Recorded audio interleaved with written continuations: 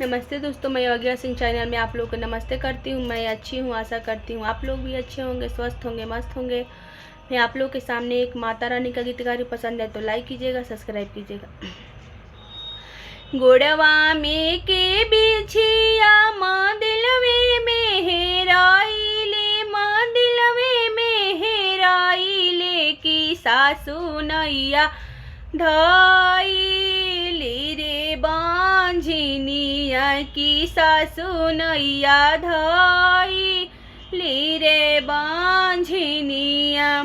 फुलवा लोढ़िया लोढ़ी मैया चढ़ावनी की मैया देली गजबी रे होरी लवा की मैया देली गजबी रे बालकवा की देख सासू रोह बालकवा की देख सासू मारो बालकवा।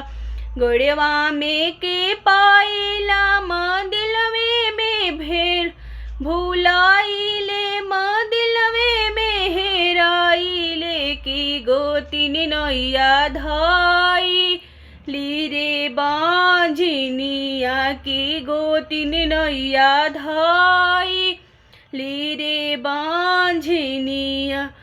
फुलवा लोढ़िया लोढ़ी मैया चढ़ावनी की मैया देली गजबी होरी लवा की मैया देली गजबी होरी लवा की देख गोतिन हमारो होरी लवा की देख गोतिन।